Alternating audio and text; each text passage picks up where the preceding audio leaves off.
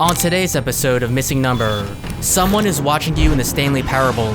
This kid-friendly game is hiding dark secrets, and the creepy myth about this droid in LEGO Star Wars. Missing Number starts now. You're not alone in the Stanley Parable. As I covered in a previous video, a stranger can be seen walking down a hallway outside of room 425. Some people theorize it's another employee, while others believe it's Stanley himself in another timeline. It's possible that the latter is true, since the character model is the same as Stanley's. Additionally, Stanley, who you play as, does walk through the same hallway in the Confusion ending. However, making things even more confusing is that in the remake of the game, Stanley Parable Ultra Deluxe, the stranger can be seen walking in the opposite direction.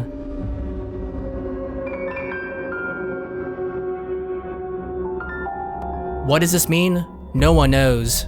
If that wasn't weird or creepy enough, there's actually another stranger that was added in Ultra Deluxe.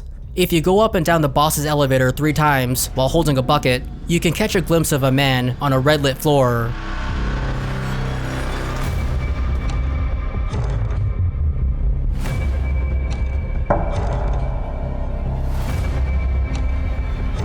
The mysterious person can be seen creepily standing behind a security gate next to a van. Furthermore, what looks like the same person can also be seen in the bucket game show room. If you turn around after the 2 tractors appear, you'll see the strange man eerily standing in the shadows of the seating area above you.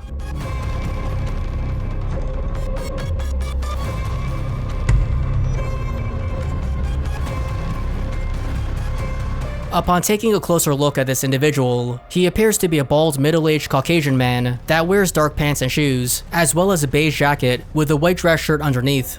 He's also animated, as his head can be seen slowly nodding up and down.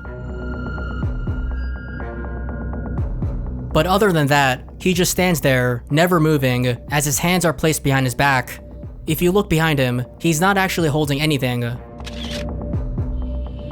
In the game's files, the man's character model and textures can be found. He looks different than the aforementioned hallway man, so we can assume that these are 2 different people. And curiously, the game's files also reveal that the bald man is labeled A-Man or Airport Man. Players have also dubbed him the Watching Man. So who exactly is this mysterious, creepy figure? Is it another employee? The narrator? Stanley's boss? Stanley himself? No one knows. But we may be able to rule out the narrator, since it was discovered that he's literally just a loudspeaker in the game. It's also probably not Stanley's boss, since a portrait of him shows him wearing a suit and red tie. And it's less likely to be Stanley, since again, the character models of Stanley and Airport Man are different. Maybe A-Man is Employee 432, Employee 425, or if you really want to go down the rabbit hole, Weird Gary. He was a character that was mentioned in the earlier version of the game's script. Weird Gary was friends with Stanley, but since Gary didn't fit with the theme of the Stanley Parable, the devs removed him from the game, supposedly. Of course, it's also entirely possible that Airport Man is just a fun, meaningless reference to G-Man from Half-Life 2. Toree 3D is a cute and colorful indie platformer that has cartoony graphics and lighthearted music. It's also a game that, according to the game's official description, has a few weird elements.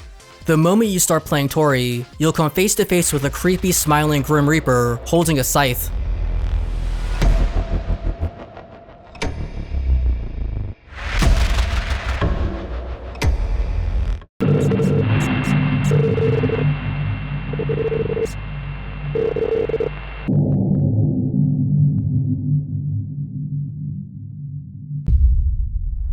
Approaching it will cause it to fly away. And if you turn around, another alarming thing can be seen. A man hanging on the edge of a building for dear life. If you try to save him, he'll fall to his death. Later in the same level, you'll encounter deranged-looking birds with razor-sharp teeth and bulging eyes. And in the background, you can see giant floating stars. They look friendly and innocuous, but some will instantly transform into something hideous and will actually chase you and kill you.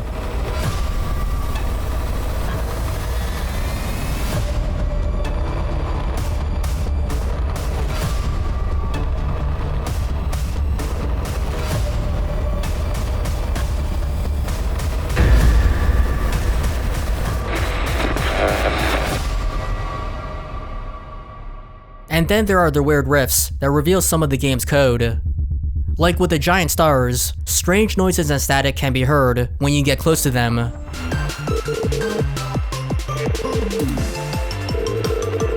Perhaps it's some kind of secret message.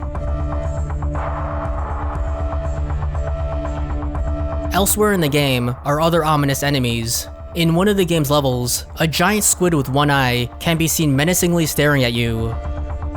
And in an ice level, you'll come across a humongous eel with a gaping mouth. If you dare get too close to it, you'll get eaten alive. These kinds of enemies harken back to creepy enemies found in family-friendly N64 games like Super Mario 64.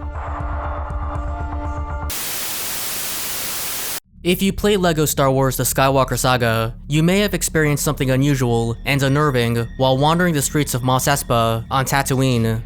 At some point, a cutscene will play where you'll see a random droid, which is holding a valuable Kyber brick, leave a building, and then enter another building.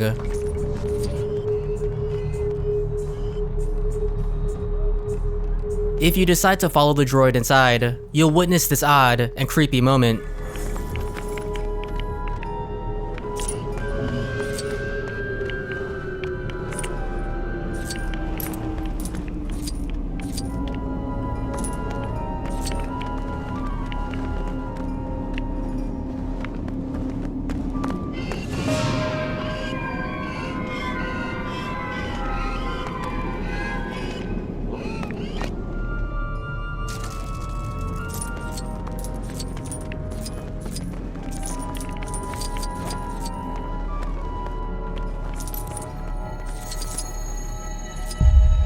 Just what the heck was that all about?